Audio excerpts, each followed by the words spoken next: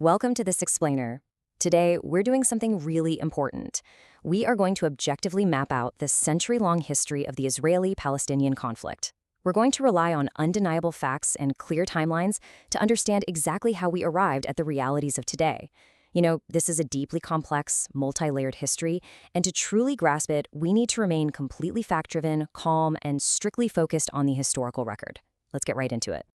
Because the truth is, this conflict didn't start yesterday. It didn't start in 1948 either. It has actually been building layer by layer for over 100 years. And it still has no clear end in sight. So, here's our roadmap for making sense of all this. We'll start by tracing the late 19th century roots of the conflict, then move through the pivotal wars of 1948 and 1967. From there, we'll look at the intifadas and various peace attempts before examining the modern-era escalations. Finally, we're going to break down the core issues at stake and explore the deeply conflicting narratives at play. Let's start right at the beginning, looking at the roots of the conflict between 1897 and 1947. At its most basic level, we're looking at a clash between two competing national movements over the exact same piece of land. Things really started accelerating back in 1897, which is when the Zionist movement officially formalized its goal of establishing a Jewish homeland. Jump ahead a bit to 1917, and you have the British Balfour Declaration throwing its support behind a Jewish home in Palestine. By the time the British Mandate was established in 1920, intercommunal violence was already on the rise. All of this tension eventually culminated in the 1947 UN Partition Plan, which essentially proposed dividing the land into two separate states, one Arab and one Jewish. That brings us to our second phase, the mid-century wars that completely redrew the map. The political friction from the UN plan practically exploded into full-blown conflict. Literally the day after the State of Israel declared its independence in May of 1948, neighboring Arab armies invaded. This resulting war led to a massive demographic shift, the displacement of hundreds of thousands of Palestinians, which is an event known as the Nakba. Then fast forward nearly 2 decades to the Six-Day War in June 1967. This was another massive turning point, resulting in Israel occupying the West Bank and the Gaza Strip. To put this into perspective, the immediate aftermath of 1948 forged a completely new geopolitical reality on the ground. Israel successfully defended and actually expanded its borders beyond the 1947 UN lines. But simultaneously, a massive refugee crisis was born. Hundreds of thousands of displaced Palestinians fled into neighboring Arab states, where they were hosted but often denied citizenship. And that situation, it laid the absolute groundwork for the decades of conflict that followed.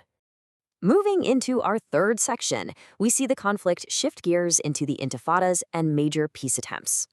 By the late 20th century, the dynamic really evolved. Instead of state-on-state wars, we saw direct Palestinian uprisings, known as intifadas. The first intifada kicked off in 1987, and it actually paved the way for some unprecedented diplomacy in 1993 with the Oslo Accords.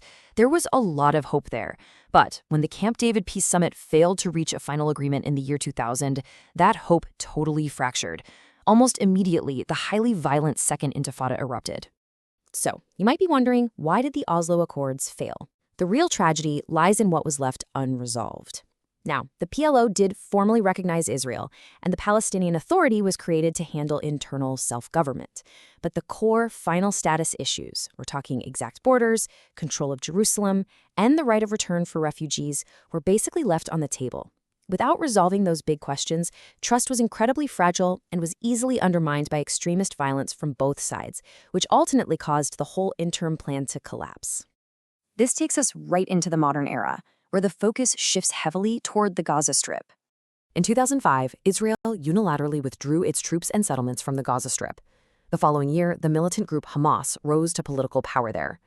This development triggered a rigid blockade enforced by both Israel and Egypt. And for over a decade, from 2008 right up to 2022, the region was locked into this recurring, devastating cycle of blockades, rocket fire, and military offensives. But the devastating events of October 7, 2023, changed the scale of everything. Hamas launched coordinated armed incursions into Israel, resulting in over 1,000 Israelis killed. In response, Israel launched a full-scale military invasion of the Gaza Strip, leading to tens of thousands of Palestinian casualties. This represents the deadliest chapter in the entire century-long history of this conflict. And it hasn't stayed contained either. It's pulled in regional actors like Hezbollah and Iran, triggering an ongoing, catastrophic humanitarian and geopolitical crisis. So, how do we make sense of this? Let's zoom out and look at the core issues driving this deadlock. To truly grasp why peace has failed for 100 years, we have to look at the four foundational pillars of gridlock. First is land. Where exactly do you draw the borders, especially considering the 1967 lines and Israeli settlements in the West Bank? Second is identity. Both sides have non-negotiable, deeply rooted historical and religious ties to the exact same places. Third is security. Israel requires absolute protection from terrorism, while Palestinians require safety from military action. And finally, the fourth pillar, sovereignty. Sovereignty is really the word that perfectly encapsulates the whole dilemma. It means the supreme authority and the right to self-governance over a specific territory. The friction point is incredibly clear. How can two distinct national identities achieve supreme authority and total security over the exact same hotly contested geography? And that leads us to our final and perhaps most important point, the conflict of narratives. Because as we've seen, this is not just a territorial conflict. Ultimately, it is a profound clash of psychological realities.